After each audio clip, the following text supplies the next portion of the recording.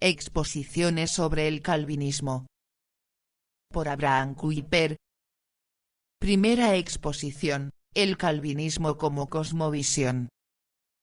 Un viajero del viejo continente europeo, al desembarcar en las orillas de este nuevo mundo, se siente, como dice el salmista, que sus pensamientos se amontonan sobre él como una multitud, en comparación con los remolinos de las aguas de vuestro nuevo río de vida. El río viejo en el cual se estaba moviendo parece casi congelado y opaco, y aquí, en suelo americano, se da cuenta por primera vez de tantas potencias divinas, que estaban escondidas en el seno de la humanidad desde nuestra misma creación, pero que nuestro viejo mundo estaba incapaz de desarrollar, y que ahora empiezan a revelar su esplendor interior, prometiendo un tesoro todavía más rico de sorpresas para el futuro. Sin embargo, ustedes no me pedirán olvidar la superioridad que el viejo mundo todavía puede reclamar, en muchos aspectos, ante vuestros ojos, como también ante los míos. La vieja Europa lleva aún ahora un pasado histórico más largo,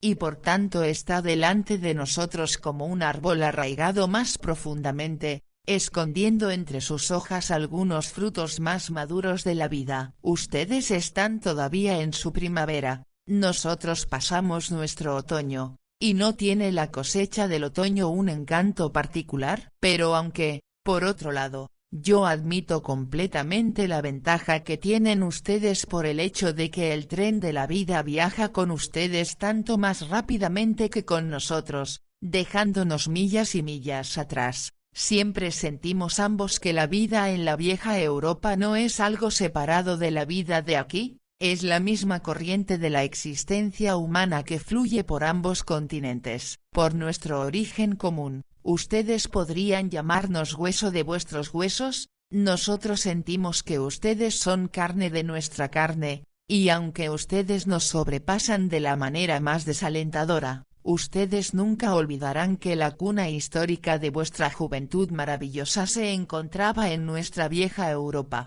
y que fue mecida muy tiernamente en mi entonces poderosa patria. Además, aparte de esta herencia común, hay otro factor que, frente a una diferencia aún más grande, continuaría uniendo vuestros intereses y los nuestros. Mucho más precioso para nosotros que el desarrollo de la vida humana, es la corona que la ennoblece, y esta noble corona de la vida para ustedes y para nosotros se encuentra en el nombre de cristiano. Esta corona es nuestra herencia común. No fue de Grecia o Roma de donde originó la regeneración de la vida humana. Esta metamorfosis poderosa data de Belén y del Calvario, y si la Reforma, en un sentido más específico, reclama el amor de nuestros corazones, es porque ella despejó las nubes del sacerdotalismo, y reveló nuevamente a plena vista las glorias de la cruz. Pero, en oposición mortal contra este elemento cristiano, contra el mismo nombre de cristiano, y contra su influencia saludable en cada esfera de la vida, la tormenta del modernismo se ha levantado ahora con una intensidad violenta. En 1789 llegó el momento crítico. El grito loco de Voltario, «aplasten al infame», apuntaba a Cristo mismo, pero este grito era solamente la expresión del pensamiento más escondido del cual se originó la Revolución Francesa. El grito fanático de otro filósofo, «ya no necesitamos a ningún Dios», y el simboleto dioso, «ningún Dios, ningún maestro de la convención». Estas eran las consignas sacrílegas que en aquel tiempo heraldeaban la liberación del hombre como una emancipación de toda autoridad divina. Y si en su sabiduría impenetrable, Dios empleó la revolución como un medio para volcar la tiranía de los Borbones, y para traer un juicio sobre los príncipes que abusaron de sus naciones como el estrado de los pies de ellos, sin embargo, el principio de aquella revolución permanece enteramente anticristiano, y se ha extendido desde entonces como un cáncer, disolviendo y minando todo lo que estaba firme y consistente ante nuestra fe cristiana. No hay duda entonces de que la cristiandad está en peligros grandes y serios. Dos cosmovisiones están luchando uno con el otro, en combate mortal. El modernismo tiene que edificar un mundo propio desde los datos del hombre, y tiene que construir al mismo hombre desde los datos de la naturaleza, mientras, por el otro lado, todos aquellos que reverentemente doblan las rodillas ante Cristo y le adoran como el Hijo del Dios viviente, y ante Dios mismo, se afanan por salvar la herencia cristiana. Esta es la lucha en Europa, esta es la lucha en América, y esta es también la lucha por los principios en los cuales mi propio país está involucrado, y por los cuales yo mismo he estado gastando toda mi energía por casi 40 años. En esta lucha, la apologética no nos ha hecho avanzar ni un solo paso. Los apologistas empezaron invariablemente con abandonar el parapeto asaltado, para atrincherarse cobardemente detrás de él, desde el principio. Por tanto, me dije a mí mismo, si la batalla debe ser peleada con honor y con una esperanza de victoria, entonces un principio tiene que ser levantado contra un principio. Entonces debemos sentir que en el modernismo nos asalta la gran energía de una cosmovisión que abarca todo. Entonces tenemos que entender también que tenemos que fundamentarnos en una cosmovisión de igual poder y alcance amplio, y esta poderosa cosmovisión no la necesitamos inventar ni formular nosotros mismos, sino tenemos que tomar y aplicarla tal como se presenta a sí misma en la historia. Tomado así, yo encontré y confesé, y sigo manteniendo, que esta manifestación del principio cristiano nos es dada en el calvinismo. En el calvinismo, mi corazón encontró descanso, del calvinismo saqué la inspiración para asumir mi posición, firme y resueltamente, en medio de este gran conflicto de principios. Y por tanto, cuando fui invitado muy honorablemente por vuestra facultad para dar las exposiciones Stone de este año, no pude vacilar ni un momento en cuanto a mi elección del tema calvinismo, como la única defensa decisiva, legal y consistente para las naciones protestantes en contra del modernismo penetrante y abrumador. Permítanme, por tanto, en 6 exposiciones, hablarles acerca del calvinismo. 1. Sobre el calvinismo como una cosmovisión. 2. Sobre el calvinismo y la religión. 3. Sobre el calvinismo y la política. 4. Sobre el calvinismo y la ciencia. 5. Sobre el calvinismo y las artes. 6. Sobre el calvinismo y el futuro. ¿Qué entendemos con calvinismo? La claridad en la presentación demanda que en esta primera exposición, yo empiece con fijar la concepción del calvinismo históricamente. Para prevenir malentendidos, tenemos que saber primeramente qué no debemos, y qué sí debemos entender con ello. Empezando entonces con el uso corriente del término, encuentro que de ninguna manera es el mismo en diferentes países y en diferentes esferas de la vida. El nombre de calvinista se usa en nuestros tiempos como un nombre sectario. Este no es el caso en países protestantes, pero sí en países católicos romanos, especialmente en Hungría y en Francia. En Hungría, las iglesias reformadas tienen una membresía de unos 2,5 millones, y en la prensa tanto católica como judía de aquel país, sus miembros son constantemente estigmatizados por el nombre no oficial de calvinistas,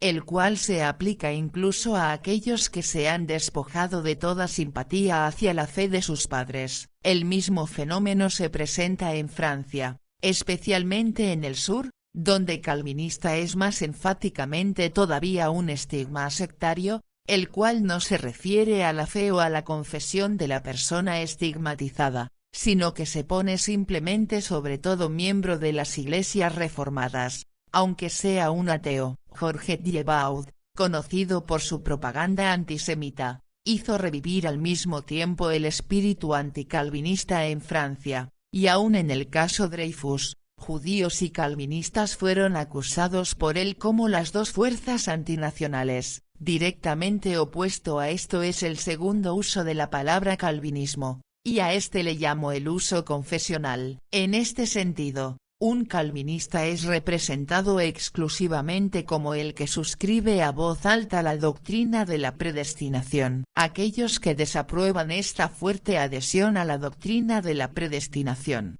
cooperan con los polémicos romanistas, en que al llamarte calvinista, te representan como una víctima de estrechez dogmática, y lo que es aún peor, como un peligro para la seriedad de la vida moral. Este es un estigma tan ofensivo que teólogos como Odge, que de plena convicción eran defensores de la predestinación, y consideraron una honra el ser calvinistas, preferían hablar de agustinismo en vez de calvinismo. El título denominacional de algunos bautistas y metodistas indica un tercer uso del nombre de calvinista. Nadie menos que Spurgeon pertenecía a una clase de bautistas en Inglaterra que se llaman bautistas calvinistas, y los metodistas de Whitefield en Gales llevan hasta hoy el nombre de metodistas calvinistas. Entonces aquí también la palabra indica una diferencia confesional, pero se aplica como un nombre para unas denominaciones especiales de la Iglesia. Sin duda,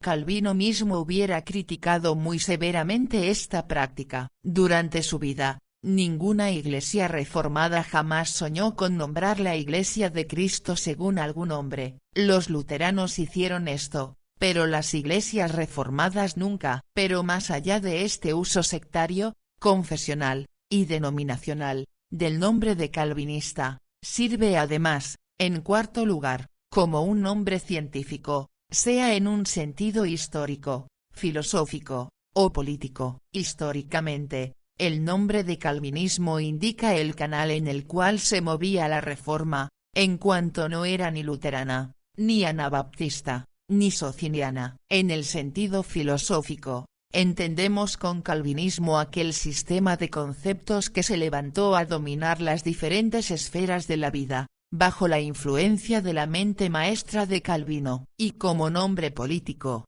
el calvinismo indica aquel movimiento político que garantizó la libertad de las naciones en política constitucional, primero en Holanda, después en Inglaterra, y desde el fin del último siglo en Estados Unidos. En este sentido científico, el nombre de calvinismo es especialmente corriente entre los eruditos alemanes, y esta no es solamente la opinión de aquellos que tienen simpatías calvinistas, sino también los eruditos que han abandonado todo estándar confesional del cristianismo. Sin embargo, atribuyen este significado profundo al calvinismo. Esto aparece en el testimonio de 3 de nuestros mejores científicos. El primero de ellos, el Dr. Robert Fruin, declara que el calvinismo llegó a los Países Bajos consistiendo en un sistema lógico acerca de la divinidad, un orden eclesiástico democrático particular, empujado por un sentido severamente moral, y tan entusiasta por la moral como por la reforma religiosa de la humanidad. Otro historiador, que manifestaba aún más abiertamente sus simpatías racionalistas, escribe: el calvinismo es la forma más elevada de desarrollo que alcanzó el principio religioso y político en el siglo XVI. Y una tercera autoridad admite que el calvinismo ha liberado a Suiza, los Países Bajos, e Inglaterra, y que en los padres peregrinos proveyó el impulso para la prosperidad de los Estados Unidos. De manera parecida, Bancroft, entre ustedes, admitió que el calvinismo tiene una teoría de ontología, de ética, de felicidad social, y de libertad humana, todo derivado de Dios. Solo en este último sentido, estrictamente científico, deseo hablarles sobre el calvinismo como una tendencia general independiente, que desde un principio madre particular desarrolló una forma independiente tanto para nuestra vida como para nuestro pensamiento entre las naciones de Europa Occidental y Norteamérica. El dominio del calvinismo es de hecho mucho más amplio de lo que nos haría suponer la interpretación confesional estrecha. La aversión contra llamar la Iglesia según un hombre, dio lugar a que en Francia los protestantes fueron llamados hugonotes, en los Países Bajos mendigos, en Gran Bretaña puritanos y presbiterianos, y en Norteamérica padres peregrinos, pero todos estos productos de la reforma en vuestro continente y el nuestro, eran de origen calvinista, pero la extensión del dominio calvinista no debe limitarse a estas manifestaciones más puras. Nadie aplica una regla tan exclusiva al cristianismo. Dentro de sus fronteras no incluimos solamente a Europa occidental, sino también a Rusia, los países de los Balcanes, Armenia, e incluso el imperio de Menelik en Abisinia. Por tanto es justo que incluyamos en el ámbito calvinista también a aquellas iglesias que han divergido más o menos de sus formas más puras. En sus 39 artículos, la Iglesia de Inglaterra es estrictamente calvinista,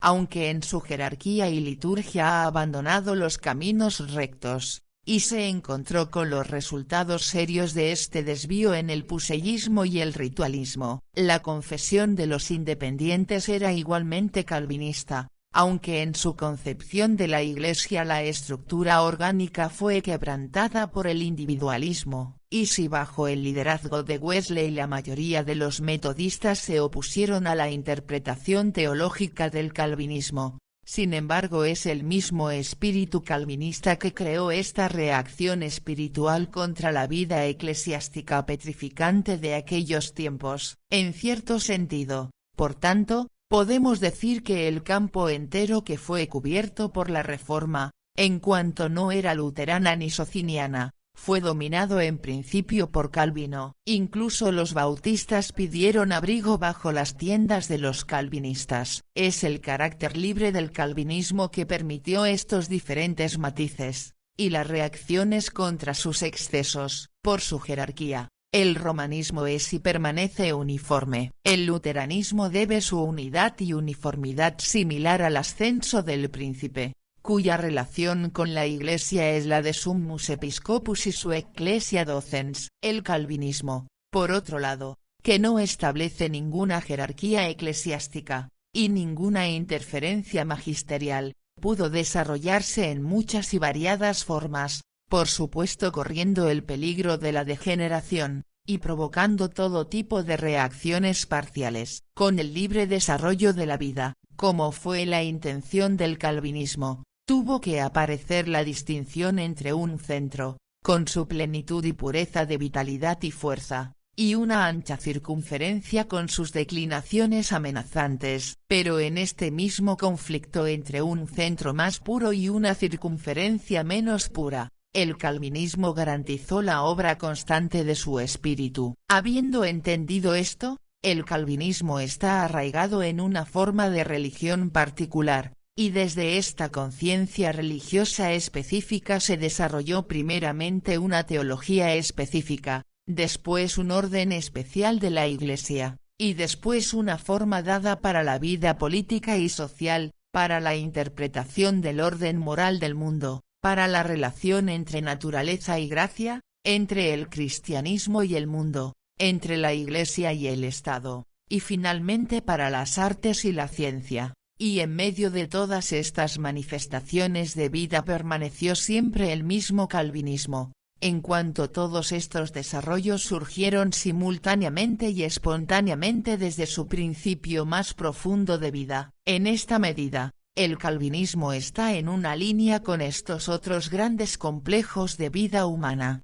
conocidos como paganismo, islamismo y romanismo, por lo cual distinguimos cuatro mundos completamente diferentes en el único mundo de la vida humana. Y si, hablando precisamente, debiésemos coordinar el cristianismo y no el calvinismo con el paganismo y el islamismo, sin embargo es mejor poner el calvinismo en una línea con ellos, porque el calvinismo pretende incorporar la idea cristiana de manera más pura y correcta que el romanismo o el luteranismo. En el mundo griego de Rusia y los estados de los Balcanes, el elemento nacional sigue dominando, y por tanto la fe cristiana en aquellos países todavía no fue capaz de producir una forma propia de vida desde las raíces de su ortodoxia mística. En los países luteranos, la interferencia del magistrado impidió la obra libre del principio espiritual. Por tanto, Solamente del romanismo se puede decir que incorporó sus pensamientos sobre la vida en un mundo de conceptos y expresiones propias. Pero al lado del romanismo, y en oposición contra él, el calvinismo apareció, no solamente para crear una forma diferente de iglesia, sino una forma completamente diferente para la vida humana, para proveer la sociedad humana con un método de existencia diferente, y para poblar el mundo del corazón humano con ideales y conceptos diferentes. No debe sorprendernos que esto no fue percibido hasta nuestros días, pero ahora es admitido tanto por amigos como por enemigos. En consecuencia de mejores estudios de historia, se hubiera percibido antes, si el calvinismo hubiera entrado en la vida como un sistema bien construido, y se hubiera presentado como un resultado de estudios, pero se originó de una manera muy diferente. En el orden de la existencia, la vida es lo primero, y para el calvinismo, la vida misma era siempre el primer objeto de sus esfuerzos. Hubo demasiado por hacer y por sufrir,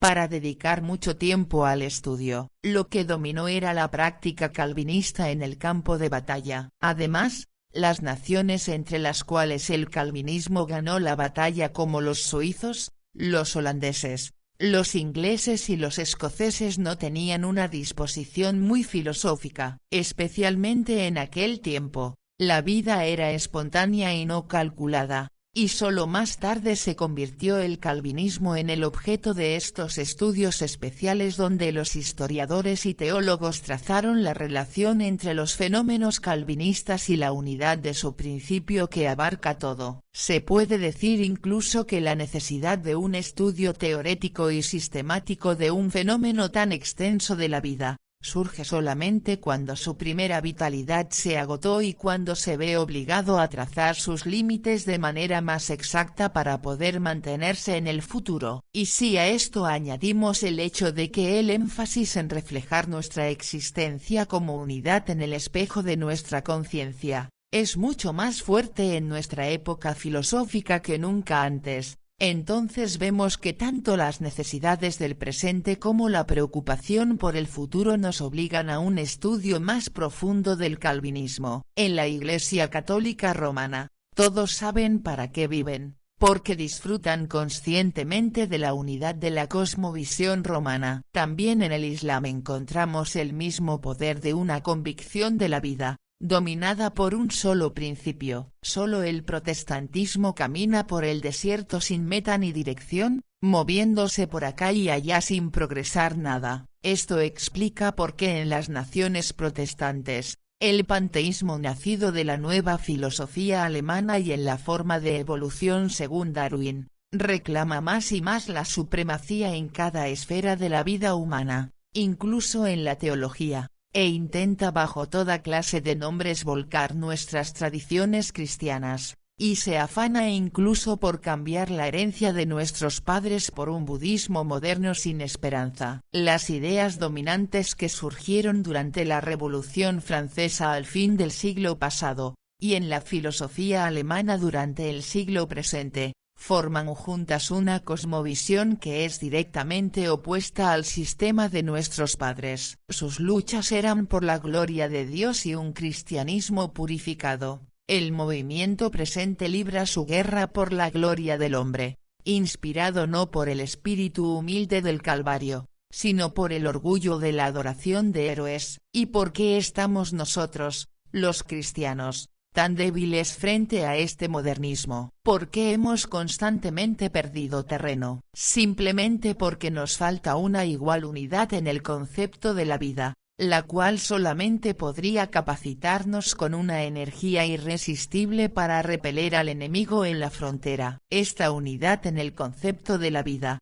sin embargo, no la encontraremos en un concepto difuso de protestantismo que se tuerce, como lo hace, en todo tipo de tortuosidades, sino la encontraremos en este proceso histórico poderoso que en la forma del calvinismo cavó un canal propio para el río poderoso de su vida. Solo por medio de esta unidad de concepción, como existe en el calvinismo, Ustedes en América y nosotros en Europa podríamos ser capacitados una vez más para asumir nuestra posición, aparte del romanismo, en la oposición contra el panteísmo moderno. Sin esta unidad en cuanto al punto de partida y la cosmovisión, perderemos nuestro poder de mantener nuestra posición independiente, y nuestra fuerza para resistir disminuirá. El calvinismo y la relación con Dios.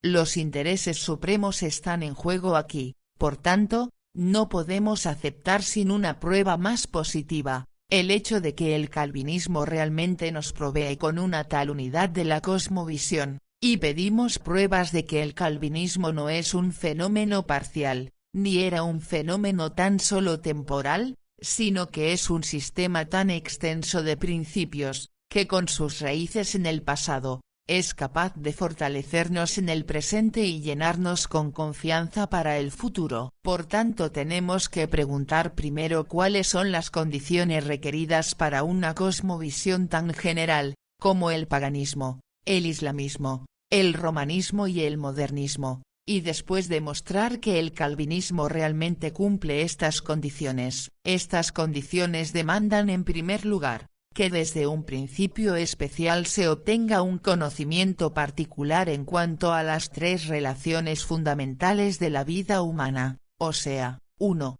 Nuestra relación con Dios, 2. Nuestra relación con el hombre, y 3. Nuestra relación con el mundo. Entonces, la primera condición demanda que un tal sistema de la vida encuentre su punto de partida en una interpretación especial de nuestra relación con Dios. Esto no es por casualidad, sino imperativo. Si una tal acción debe poner su sello sobre nuestra vida entera, entonces tiene que partir desde aquel punto en nuestra conciencia donde nuestra vida todavía no es dividida, sino consiste en una unidad, no en las ramas que se extienden, sino en la raíz de la cual brotan las ramas. Este punto, por supuesto, se encuentra en la antítesis entre todo lo que es finito en nuestra vida humana, y lo infinito que se encuentra más allá de ella. Solamente allí encontramos la fuente común, de la cual surgen y se separan los diferentes ríos de nuestra vida humana. Personalmente es nuestra experiencia repetida que en las profundidades de nuestro corazón,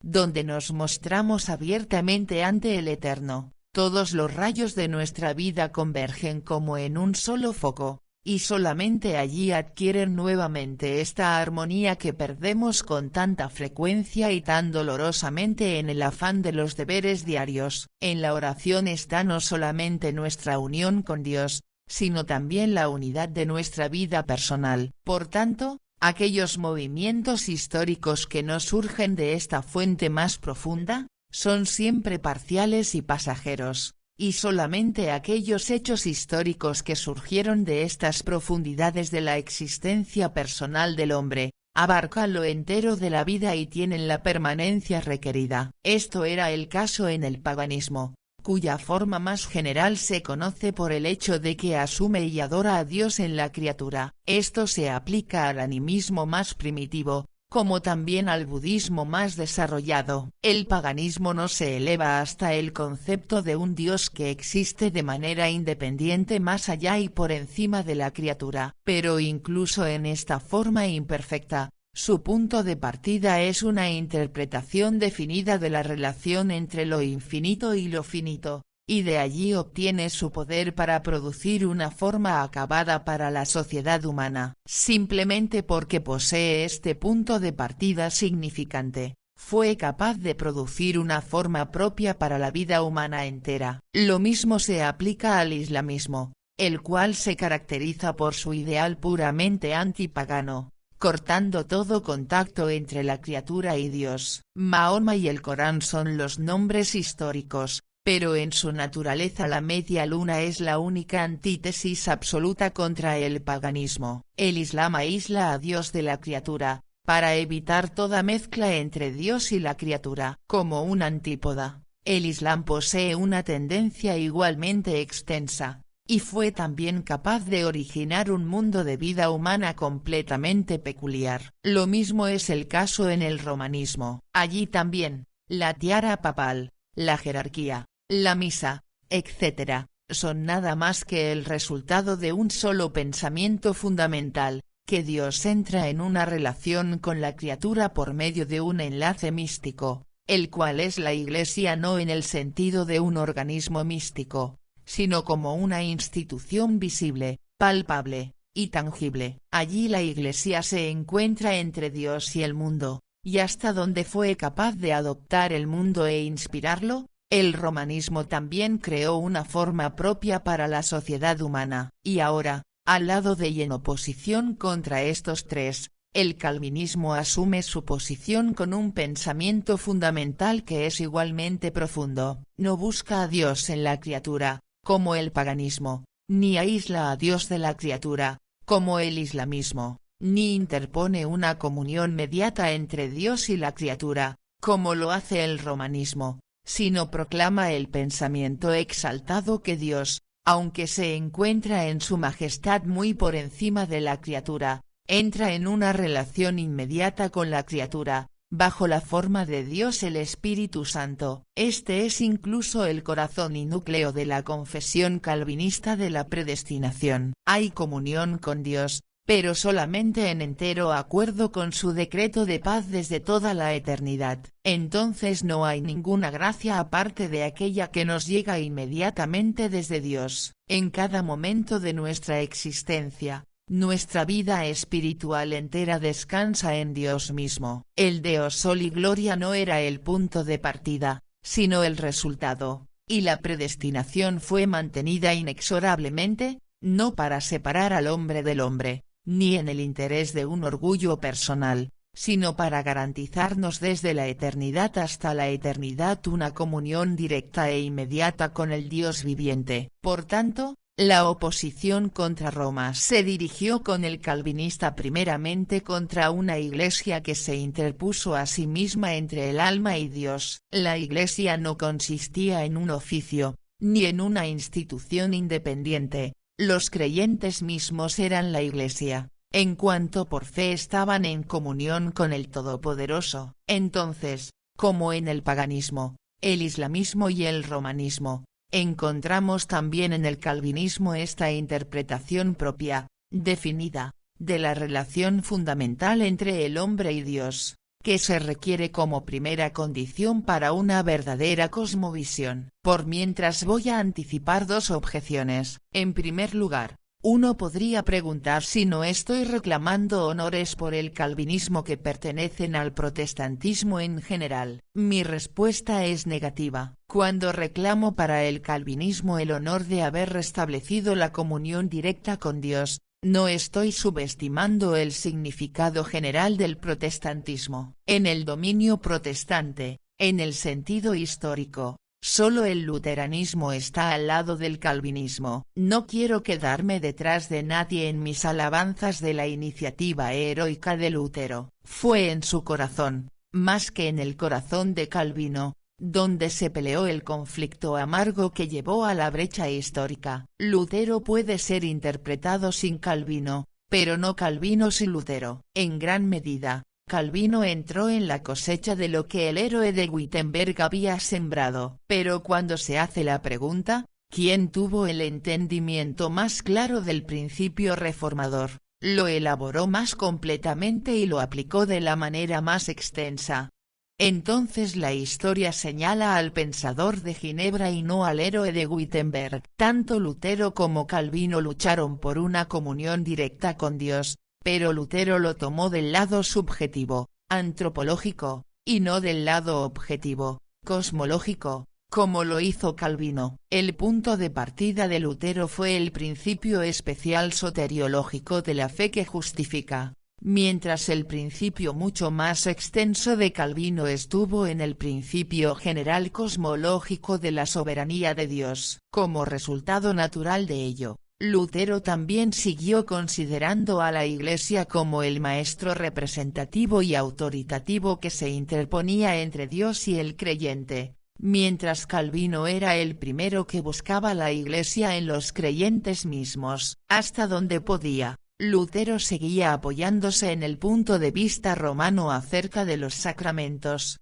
y en el culto romano, mientras Calvino era el primero en dibujar la línea que se extiende inmediatamente de Dios al hombre, y del hombre a Dios. Además, en todos los países luteranos, la reforma se originó desde los príncipes y no desde el pueblo, y por tanto pasó debajo del poder del magistrado, el cual asumió su posición oficial en la Iglesia como su sumo obispo, y por tanto fue incapaz de cambiar la vida social o política de acuerdo con su principio. El luteranismo se restringió a sí mismo a un carácter exclusivamente eclesiástico y teológico, mientras el calvinismo puso su sello dentro y fuera de la Iglesia sobre todo departamento de la vida humana. Por tanto, en ninguna parte se habla del luteranismo como el creador de una forma peculiar de vida. Aún el nombre de luteranismo se menciona casi nunca, mientras los estudiantes de historia reconocen con una unanimidad creciente al calvinismo como el creador de un mundo enteramente propio de vida humana. La segunda objeción es esta: si es cierto que cada forma general del desarrollo de la vida tiene que tener su punto de partida en una interpretación particular de nuestra relación con Dios, entonces ¿cómo explicamos que el modernismo también llevó a un tal concepto general, aunque se originó en la Revolución Francesa, la cual por principio rompió con toda religión? La pregunta se responde a sí misma. Si excluimos de nuestros conceptos todo reconocimiento del Dios viviente, como lo implica el grito "ningún Dios ni maestro", ciertamente llevamos al frente una interpretación propia y claramente definida de nuestra relación con Dios. Un gobierno que retira a su embajador y rompe toda comunión regular con algún otro país, declara con ello que su relación con el gobierno de este país es tensa, lo que generalmente desemboca en una guerra. Este es el caso aquí. Los líderes de la Revolución Francesa, al no conocer ninguna relación con Dios excepto aquella que existía por la mediación de la Iglesia romana, aniquilaron toda relación con Dios porque quisieron aniquilar el poder de la Iglesia, y como resultado declararon la guerra a toda confesión religiosa. Pero esto, por supuesto, implica una interpretación fundamental y especial de nuestra relación con Dios. Esta era la declaración que desde ahora Dios será considerado como un poder hostil, o incluso como muerto, aunque todavía no para el corazón, pero por lo menos para el Estado, para la sociedad y para la ciencia. De cierto, al pasar de Francia a Alemania, el modernismo no se pudo contentar con una mera negación. El resultado demuestra cómo desde aquel momento se vistió o de panteísmo o de agnosticismo, pero bajo cualquiera de estos disfraces mantuvo la expulsión de Dios de la vida práctica y teorética, y su enemistad contra el Dios Trino siguió su curso. Por tanto, yo mantengo que es la interpretación de nuestra relación con Dios lo que domina cada cosmovisión general, y que para nosotros este concepto es dado en el calvinismo, gracias a su interpretación fundamental de una comunión inmediata de Dios con el hombre y del hombre con Dios. A esto yo añado que el calvinismo nunca inventó ni concibió esta interpretación fundamental, sino que Dios mismo la implantó en los corazones de sus héroes y sus heraldos. No nos enfrentamos aquí con el producto de un intelectualismo astuto, sino con el fruto de una obra de Dios en el corazón, o, si usted desea, con una inspiración de la historia. Este punto tiene que ser enfatizado. El calvinismo nunca quemó su incienso sobre el altar de algún genio, no erigió ningún monumento a sus héroes, apenas los llama con nombre. Solo una piedra en un muro en Ginebra permanece como recuerdo de Calvino, su misma tumba es olvidada. ¿Fue esto ingratitud? De ninguna manera. Pero si Calvino fue apreciado, aún en los siglos XVI y XVII la impresión estaba viva de que era uno más grande que Calvino, Dios mismo, quien había hecho allí su obra. Por tanto, ningún movimiento general en la vida es tan libre de una concertación deliberada, ninguno tan inconvencional en su manera de extensión. Simultáneamente, El calvinismo se levantó en todos los países de Europa Occidental, y no apareció en estas naciones porque la universidad estaba en su vanguardia, ni porque unos eruditos guiaban al pueblo, ni porque un magistrado se puso a su cabeza, sino se levantó desde los corazones del pueblo mismo, con tejedores y campesinos, con comerciantes y siervos, con mujeres y jóvenes, y en cada instante exhibió la misma característica, una fuerte seguridad de la salvación eterna, no solo sin la intervención de la Iglesia, sino incluso en oposición contra la Iglesia. El corazón humano había llegado a la paz eterna con su Dios, fortalecido por esta compañía divina, descubrió su llamado santo y sublime a consagrar cada departamento de la vida y toda energía a disposición de la gloria de Dios, y entonces, cuando estos hombres y mujeres que se habían convertido en participantes de esta vida divina, fueron obligados a abandonar su fe, resultó imposible que pudieran habido negado a su Señor, y miles fueron quemados en la hoguera, no quejándose, sino exaltando a Dios, con gratitud en sus corazones y salmos en sus labios. Calvino no era el autor de esto, sino Dios quien por medio de su Santo Espíritu había obrado en Calvino lo que había obrado en ellos. Calvino no estaba por encima de ellos, sino como un hermano a su lado, compartiendo con ellos la bendición de Dios. De esta manera, el calvinismo llegó a su interpretación fundamental de una comunión inmediata con Dios,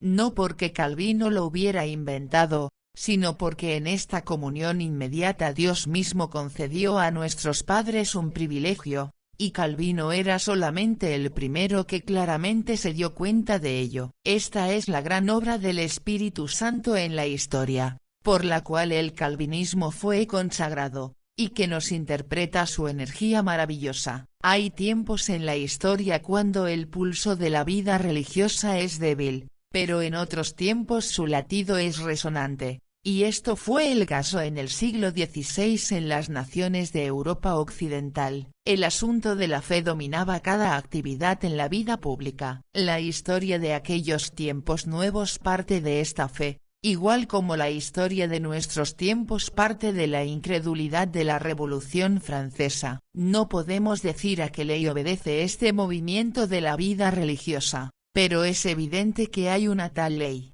y que en los tiempos de alta tensión religiosa la obra del Espíritu Santo en los corazones es irresistible, y esta gran obra interior de Dios fue la experiencia de nuestros calvinistas, puritanos y padres peregrinos. No sucedió en todos los individuos en el mismo grado, porque nunca es así en ningún gran movimiento, pero aquellos que formaron el centro de la vida en aquellos tiempos, que eran los promotores de este cambio poderoso, ellos experimentaron este poder superior al máximo, y ellos eran hombres y mujeres de cada clase de la sociedad y de cada nacionalidad, que por Dios mismo fueron admitidos en la comunión con la majestad de su ser eterno. Gracias a esta obra de Dios en el corazón, la persuasión de que el todo de la vida de un hombre tiene que ser vivido como en la presencia de Dios, fue la idea fundamental del calvinismo. Por esta idea decisiva, o mejor dicho por este hecho poderoso, el calvinismo se dejó controlar en cada departamento de su dominio entero. Es de este pensamiento que surgió la cosmovisión del calvinismo que abarca todo. El calvinismo y la relación del hombre con el hombre.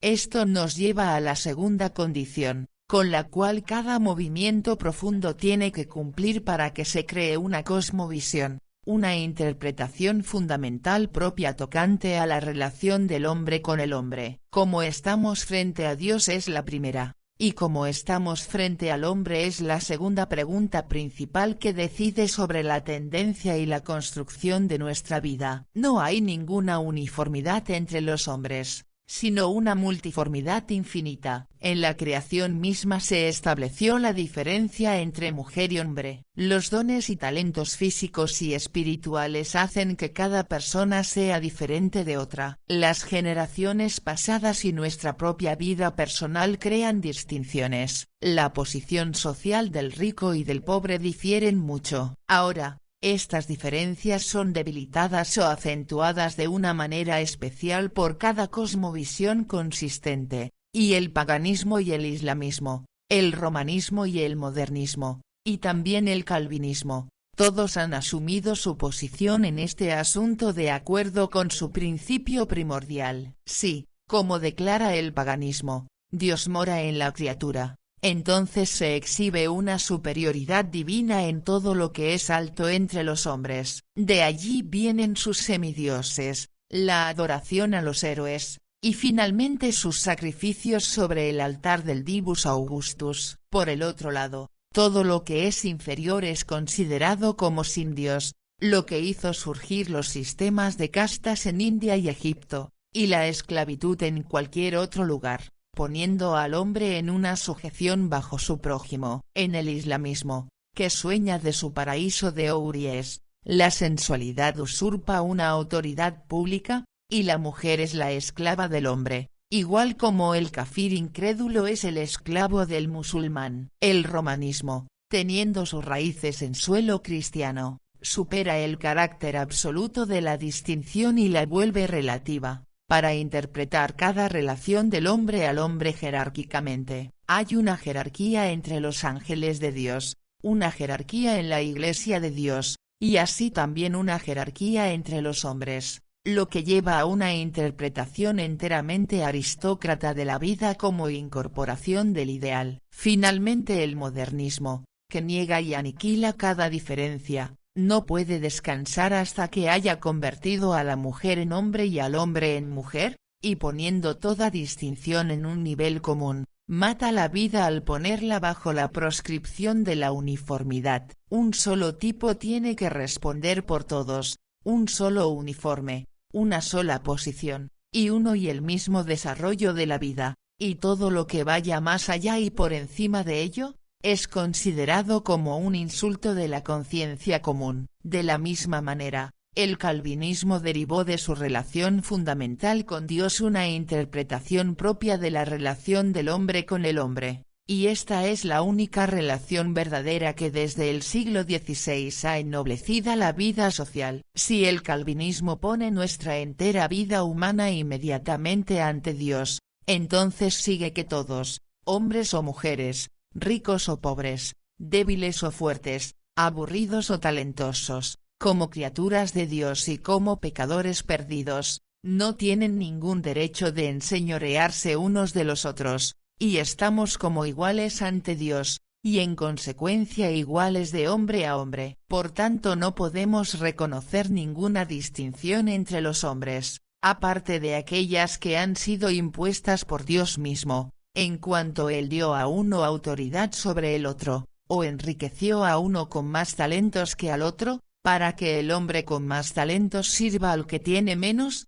y en él le sirva a su Dios. Por tanto, el calvinismo condena no solamente toda esclavitud abierta y sistemas de casta, sino también toda esclavitud encubierta de la mujer y del pobre, es opuesto a toda jerarquía entre los hombres, no tolera a ninguna aristocracia excepto aquella que sea capaz, sea en persona o en familia, por la gracia de Dios, de exhibir una superioridad de carácter o talento, y de demostrar que no reclama esta superioridad para engrandecerse a sí mismo ni por orgullo ambicioso, sino para invertirla en el servicio de Dios. Así tuvo que encontrar el calvinismo su expresión en la interpretación democrática de la vida, en proclamar la libertad de las naciones, y en no descansar hasta que tanto política como socialmente cada persona, simplemente por el hecho de ser humano, sea reconocida, respetada y tratada como una criatura creada según la semejanza de Dios. Esto no era un producto de la envidia, no era el hombre de clase baja que redujo a su superior a su propio nivel para usurpar la posición más alta,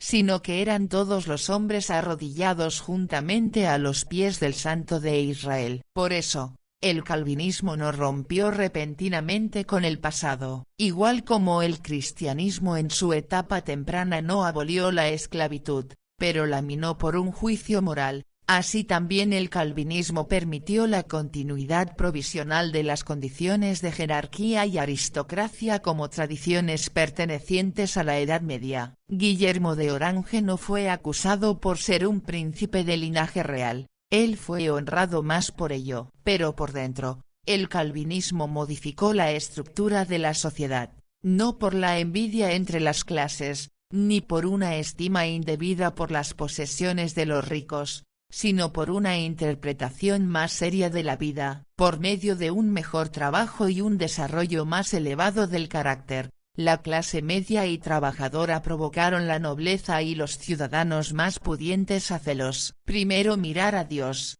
y después al prójimo, este era el impulso, la mente y la costumbre espiritual que introdujo el calvinismo, y desde este santo temor a Dios y esta posición unida ante el rostro de Dios, una idea democrática más santa se desarrolló, y continuamente ganó terreno. Este resultado se consiguió por nada tanto como por la compañía en el sufrimiento. Cuando, aunque leales a la fe romana, los duques de Egmont y de Horn subieron al mismo patíbulo donde el trabajador y el tejedor habían sido ejecutados por causa de una fe más noble, la reconciliación entre las clases recibió su confirmación en esta muerte amarga. Por sus persecuciones sangrientas, Alba el aristócrata hizo avanzar el desarrollo del espíritu de la democracia. El haber puesto al hombre en un nivel de igualdad con el hombre, en lo que se refiere a los intereses puramente humanos, esta es la gloria inmortal que pertenece al calvinismo. La diferencia entre ello y el sueño salvaje de igualdad de la Revolución Francesa consiste en que en París se hizo una acción concertada contra Dios, mientras aquí todos, ricos y pobres, estaban en sus rodillas ante Dios, consumidos por un celo común por la gloria de su nombre. El calvinismo y la relación con el mundo. La tercera relación fundamental que decide sobre la interpretación de la vida es la relación que tenemos con el mundo. Como declaramos previamente, hay tres elementos principales con los cuales estamos en relación: Dios, el hombre, y el mundo. Habiendo revisado la relación con Dios y con el hombre en la cual nos ubica el calvinismo, nos toca ahora la tercera y última relación fundamental: nuestra actitud hacia el mundo. Del paganismo se puede decir que tiene una estima demasiado alta del mundo, y entonces tanto está atemorizado por él, como se pierde en él. Por el otro lado, el islamismo tiene una estima demasiado baja del mundo, se burla de él, y triunfa sobre él al estirarse hacia el mundo visionario de un paraíso sensual. Para nuestro propósito no necesitamos decir nada más de ninguno de ellos, porque para la Europa cristiana y para América, la antítesis entre el hombre y el mundo asumió la forma más estrecha de una antítesis entre el mundo y los círculos cristianos. Las tradiciones de la Edad Media dieron origen a esto. Bajo la jerarquía de Roma, la Iglesia y el mundo fueron puestos una encima del otro, la primera como siendo santificada y el segundo como estando todavía bajo la maldición. Todo lo que estaba fuera de la Iglesia estaba bajo la influencia de los demonios, y el exorcismo expulsó este poder demoníaco de todo lo que vino bajo la protección, influencia e inspiración de la Iglesia. Por tanto, en un país cristiano, toda la vida social tenía que ser cubierta por las alas de la Iglesia. Los magistrados tenían que ser ungidos y comprometidos confesionalmente, las artes y las ciencias tenían que ser puestas bajo el auspicio y la censura eclesiástica, el comercio tenía que ser atado a la Iglesia por los lazos de corporaciones, y desde la cuna hasta la tumba,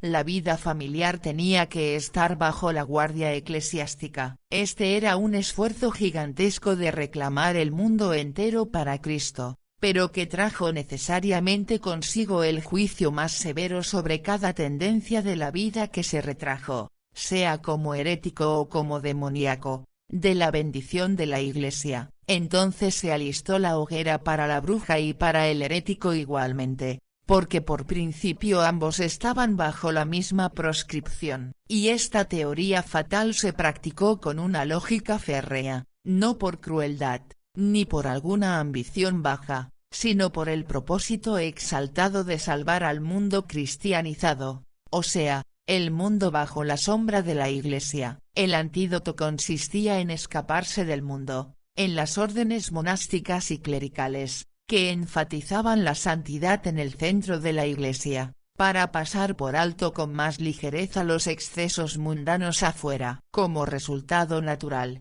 el mundo corrompió la Iglesia, y por su dominio sobre el mundo, la Iglesia se convirtió en un obstáculo contra todo desarrollo libre de la vida. Al aparecer en un estado social dualista, el calvinismo obró un cambio completo en los pensamientos y conceptos. Al ubicarse ante el rostro de Dios, no solamente honró al hombre por ser semejanza de Dios, sino también al mundo por ser creación divina, y puso adelante el gran principio de que hay una gracia particular que obra la salvación, y una gracia común por la cual Dios mantiene la vida del mundo, relaja la maldición que está sobre él, detiene su proceso de corrupción, y así permite el desarrollo de nuestra vida para glorificarle a él como creador. Entonces la Iglesia se retiró para no ser nada más ni menos que la congregación de los creyentes, y en cada departamento de la vida, el mundo no fue emancipado de Dios,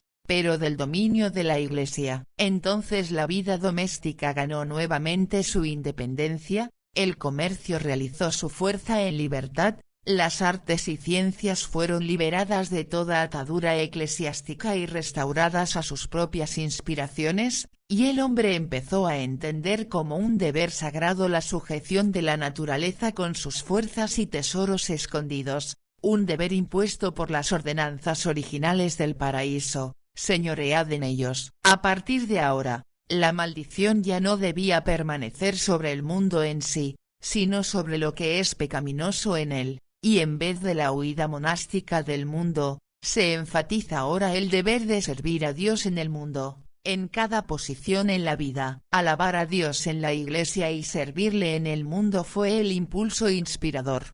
Y en la Iglesia uno adquiere la fuerza para resistir la tentación y el pecado en el mundo. Así, la sobriedad puritana iba de la mano con la reconquista de la vida entera en el mundo, y el calvinismo dio el impulso para este nuevo desarrollo que se atrevió a enfrentar el mundo con el pensamiento romano, ni humanus ame alienum puto, pero sin permitirse a ser intoxicado por su copa venenosa. Especialmente en su antítesis contra el anabaptismo, el calvinismo se exhibe en alto relieve. Es que el anabaptismo adoptó el método opuesto, y en sus esfuerzos de evadir el mundo, confirmó el punto de partida monástico y lo generalizó y lo convirtió en una regla para todos los creyentes. No era desde el calvinismo, sino desde este principio anabaptista, que el acosmismo surgió entre tantos protestantes en Europa occidental. De hecho,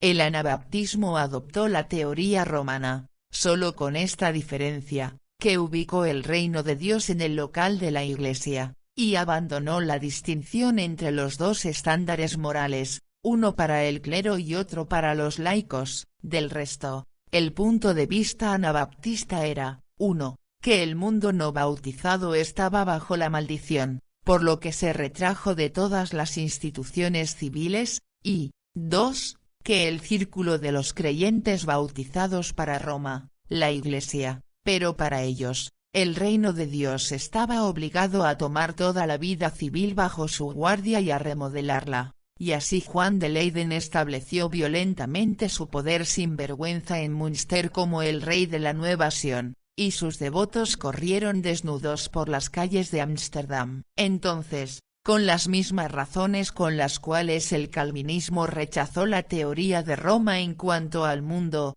rechazó la teoría de los anabaptistas, y proclamó que la Iglesia tiene que retirarse nuevamente en su dominio espiritual, y que en el mundo debemos realizar las potencias de la gracia común de Dios. Así queda demostrado que el calvinismo tiene un propio punto de partida claramente definido para las tres relaciones fundamentales de la existencia humana, nuestra relación con Dios, con el hombre y con el mundo. Para nuestra relación con Dios, una comunión inmediata del hombre con el Eterno, independientemente de sacerdote o iglesia. Para la relación del hombre con el hombre, el reconocimiento del valor humano en cada persona, por ser creado según la semejanza de Dios, y por tanto, de la igualdad de todos los hombres ante Dios. Y para nuestra relación con el mundo, el reconocimiento de que en el mundo entero la maldición es restringida por gracia, que la vida del mundo tiene que ser honrada en su independencia,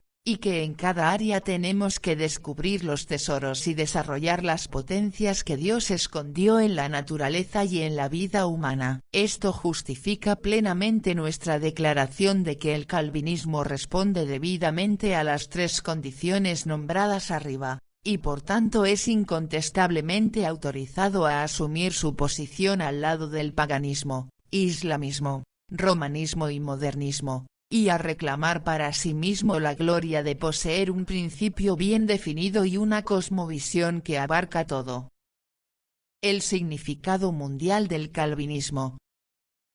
Pero esto todavía no es todo. El hecho de que en un círculo dado, el calvinismo formó una interpretación propia de la vida, de la cual tanto en el dominio espiritual como secular se levantó un sistema especial para la vida doméstica y social, justifica su derecho de asegurarse como una formación independiente. Pero esto todavía no le atribuye el honor de haber guiado a la humanidad a un nivel más elevado de desarrollo, y por tanto, esta cosmovisión, hasta donde la hemos considerado, todavía no alcanzó esta posición que únicamente podría darle el derecho de reclamar la energía y devoción de nuestros corazones. En China se puede asegurar con el mismo derecho que el confucianismo produjo una forma propia para la vida en un círculo dado, y que en la raza mongola esta forma de vida descansa sobre una teoría propia. Pero ¿qué hizo China para la humanidad en general,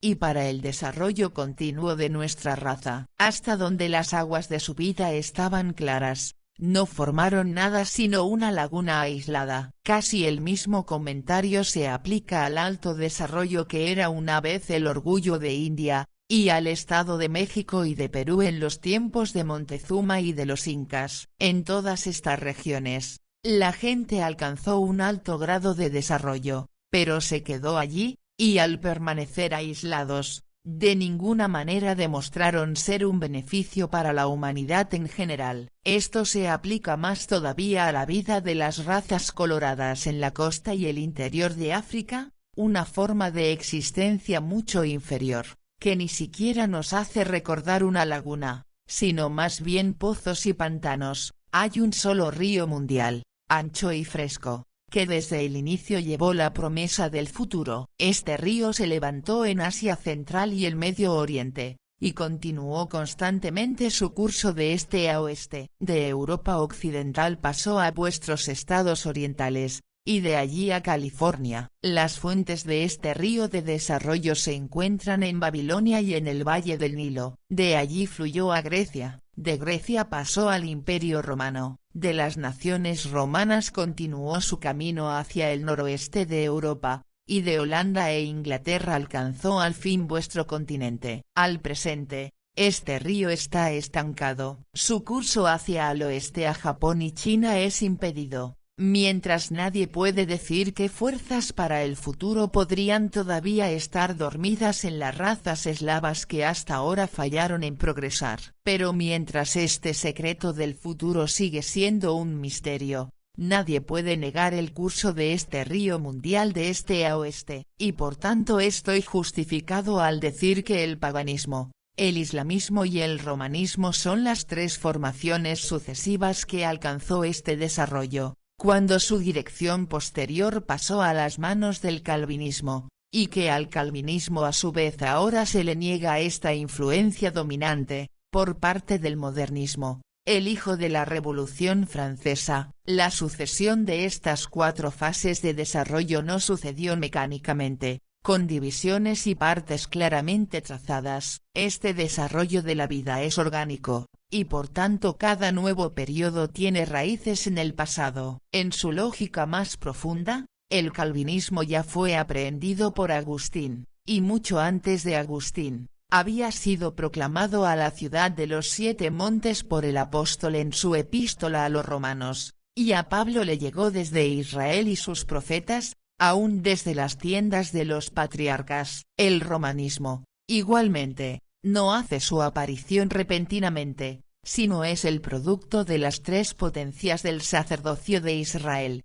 la cruz del Calvario, y la organización mundial del Imperio Romano. El Islam, de la misma manera, junta el monismo de Israel, el profeta de Nazaret, y la tradición de los curaisitas, y aún el paganismo de Babilonia y Egipto por un lado, y de Grecia y Roma por el otro lado. Está orgánicamente relacionado con lo que estaba detrás de estas naciones, precediendo la prosperidad de sus vidas, pero aún así es obvio que la fuerza suprema en el desarrollo central de la raza humana se movió sucesivamente de Babilonia y Egipto a Grecia y Roma, después a las regiones principales del dominio papal, y finalmente a las naciones calvinistas de Europa occidental. Si Israel floreció en los días de Babilonia y Egipto, por más alto que era su estándar, la dirección y el desarrollo de nuestra raza humana no estaban en las manos de los hijos de Abraham,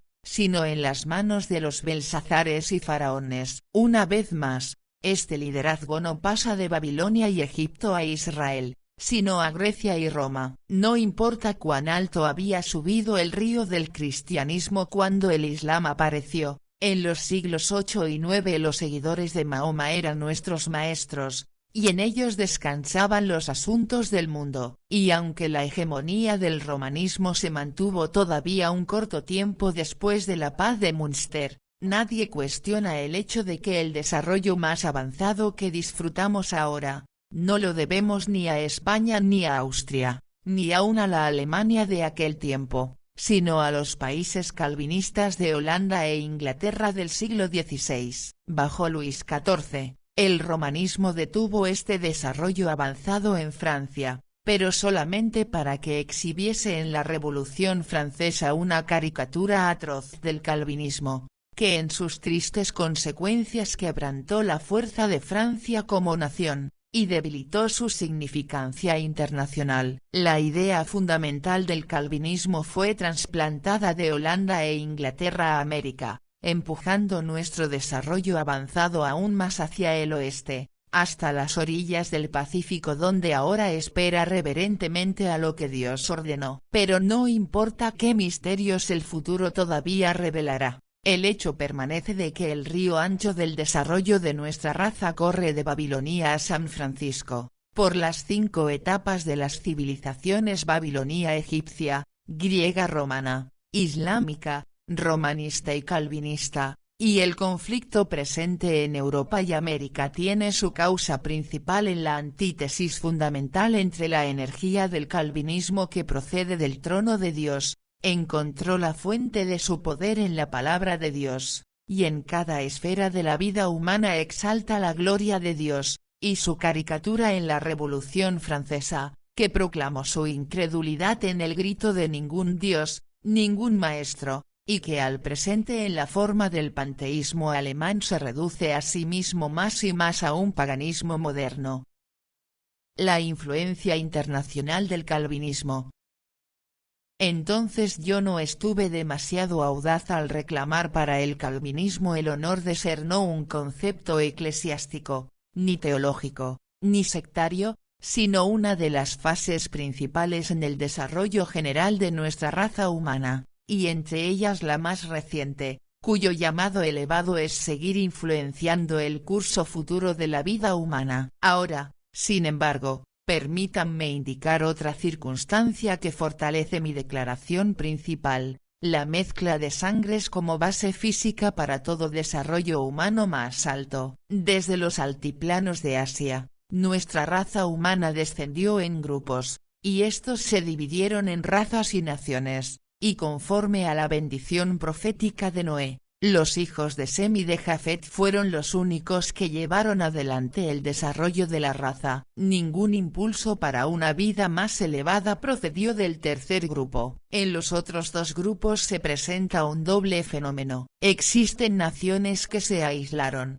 y otras que se mezclaron. Por tanto, Hay por un lado grupos que dominaron exclusivamente sus propias fuerzas inherentes, y por el otro lado, grupos que al mezclarse cruzaron sus rasgos con aquellos de otras tribus, y así alcanzaron una perfección más elevada. Es digno de notar que el proceso del desarrollo humano procede continuamente con aquellos grupos cuya característica histórica no es el aislamiento, sino la mezcla de sangres. En general, la raza mongola se mantuvo aparte, y en su aislamiento no contribuyó ningún beneficio a lo largo a nuestra raza. Detrás del Himalaya, una vida similar se encerró, y por tanto falló en impartir algún impulso permanente al mundo alrededor. Incluso en Europa encontramos que entre los escandinavos y los eslavos no hubo casi ninguna mezcla de sangre, y por consecuencia, fallando en desarrollar un tipo más variado,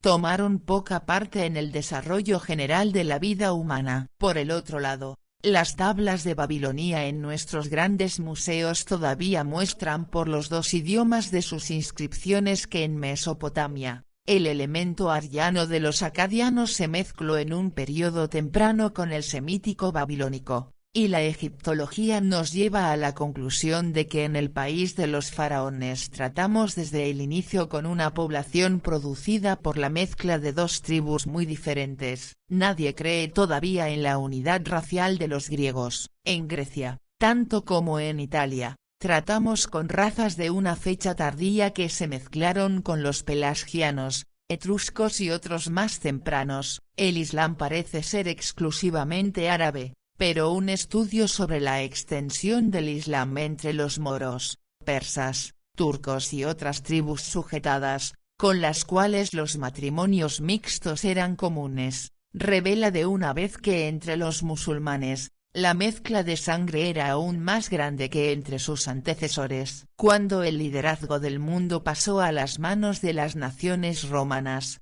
el mismo fenómeno se presentó en Italia, España, Portugal y Francia. En estos casos, los nativos eran generalmente vascos o celtas. Los celtas a su vez habían sido vencidos por las tribus germanas, y como en Italia los godos orientales y los lombardos, así en España los godos occidentales, en Portugal los suabos, y en Francia los francos instilaron sangre nueva en las venas debilitadas. Y a este rejuvenecimiento las naciones romanas deben su vigor hasta el siglo XVI.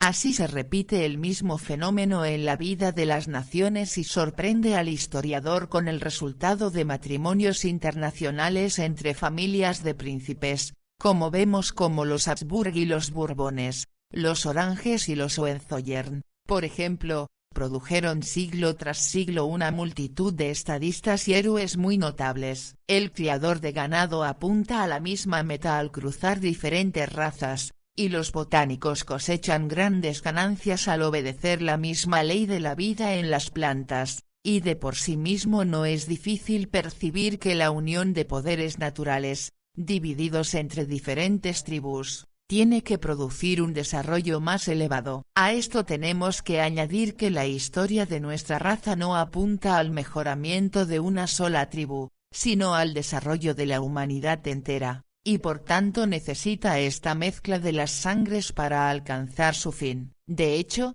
la historia demuestra que las naciones donde floreció más el calvinismo, exhiben esta misma mezcla de razas. En Suiza, los germanos se unieron con los italianos y los franceses, en Francia, los gálicos con los francos y los borgoñones, en los Países Bajos, los celtas y galeses con los germanos, y también en Inglaterra los antiguos celtas y sayons fueron después elevados a un estándar aún más alto de vida nacional por la invasión de los normandos. De hecho podemos decir que las tres tribus principales de Europa occidental, los celtas, romanos y germanos, bajo el liderazgo de los germanos, nos dan la genealogía de las naciones calvinistas. En América, donde el calvinismo llegó a desenvolverse en más libertad, esta mezcla de sangres alcanza todavía mayores proporciones. Aquí se reúne la sangre de todas las tribus del mundo antiguo, y otra vez tenemos a los celtas de Irlanda, los germanos de Alemania y Escandinavia, juntos con los eslavos de Rusia y Polonia, que promueven aún más esta mezcla de razas. Este proceso ya no es la unión de una tribu con otra, sino las antiguas naciones históricas se están disolviendo para permitir la reunión de sus miembros en una unidad superior, constantemente asimilados por el tipo americano. También en este aspecto, el calvinismo cumple plenamente con las condiciones de ser una nueva fase en el desarrollo de la humanidad. Se extiende en un dominio donde la mezcla de sangres es más intensa que bajo el romanismo, y en América la elevó a su realización máxima. Así queda demostrado que el calvinismo no solamente cumple con la condición necesaria de la mezcla de sangres, sino representa un estado más avanzado. En Babilonia, esta mezcla de sangres tenía poco significado, con los griegos y romanos gana importancia, va más allá bajo el Islam, es dominante bajo el romanismo, pero solamente entre las naciones calvinistas alcanza su perfección máxima. Aquí en América se alcanza la mezcla de todas las naciones del mundo antiguo. Una clímax similar de este proceso de desarrollo humano se encuentra en el hecho de que solamente bajo el calvinismo, el impulso para la actividad pública procede del pueblo mismo. En la vida de las naciones hay también un desarrollo desde la niñez hacia la madurez, como en la vida familiar. Durante la niñez, el liderazgo está en manos de los padres, así es natural que también en la niñez de las naciones, primero el déspota asiático, después algún gobernador eminente, después el sacerdocio, y finalmente el sacerdote y el magistrado juntos estén encabezando cada movimiento. La historia de las naciones en Babilonia y bajo los faraones, en Grecia y Roma, bajo el islamismo y bajo el sistema papal, confirma plenamente este curso del desarrollo. Pero es evidente que este no puede ser un estado permanente, justamente porque en su desarrollo progresivo las naciones finalmente alcanzan su madurez.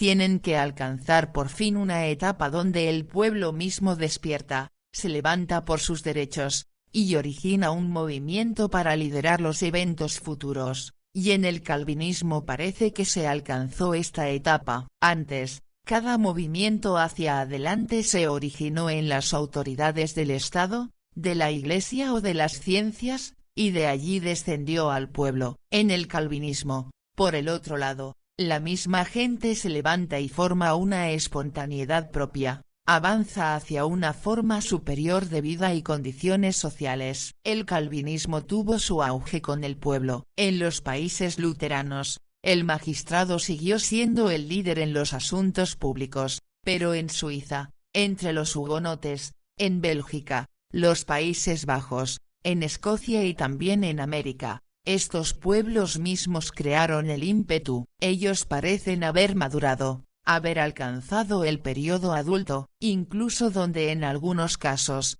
como en los Países Bajos, la nobleza asumió por un momento una posición heroica en favor de los oprimidos, su actividad terminó en nada, y solo el pueblo, con energía incansable, rompió la barrera, y entre ellos era la gente común a quienes Guillermo el Silencioso debió el éxito de su empresa, como él mismo reconoce. Aquí, como un fenómeno central en el desarrollo de la humanidad, el calvinismo no solamente ocupa una posición honorable al lado de las formas paganas, islamistas y romanistas, al representar un principio singular que domina la vida entera, incluso cumple todas las condiciones para el avance del desarrollo humano a un nivel superior. Esto quedaría una mera posibilidad sin una realidad correspondiente, si la historia no testificase que el calvinismo realmente hizo fluir el río de la vida humana en un canal diferente, y ennobleció la vida social de las naciones. Y por tanto, termino asegurando que el calvinismo no solamente ofreció estas posibilidades, sino comprendió también cómo realizarlas. Para comprobarlo, pregúntense solamente qué hubiera sido de Europa y América, si en el siglo XVI la estrella del calvinismo no se hubiera levantado repentinamente sobre el horizonte de Europa occidental. En este caso, España hubiera aplastado a los Países Bajos, En Inglaterra y Escocia, los Stuarts hubieran llevado a cabo sus planes fatales. En Suiza, el espíritu de tibieza hubiera prevalecido. Los comienzos de la vida en este mundo nuevo hubieran sido completamente diferentes, y como una consecuencia inevitable, el equilibrio de poderes en Europa hubiera regresado a su posición anterior. El protestantismo no hubiera sido capaz de mantenerse en la política. No se hubiera presentado ninguna resistencia más contra los poderes romanistas conservadores de los Habsburg, los Borbones y los Stuart. El desarrollo libre de las naciones, como lo vemos en Europa y América, se hubiera impedido. El entero continente americano hubiera permanecido sujeto a España. La historia de ambos continentes hubiera sido muy triste, y la pregunta queda abierta si el espíritu del interino de Leipzig no hubiera tenido éxito al reducir el norte de Europa nuevamente, con una forma de protestantismo romanizado, bajo la jerarquía antigua. La devoción entusiasta de los mejores historiadores de la segunda mitad de este siglo en cuanto a la lucha de los Países Bajos contra España, como uno de los mejores temas de investigación, solo se explica por la convicción de que si el poder de España no hubiera sido quebrantado por el heroísmo del espíritu calvinista, la historia de los Países Bajos, de Europa y del mundo hubiera sido tan dolorosamente triste y oscura, como ahora,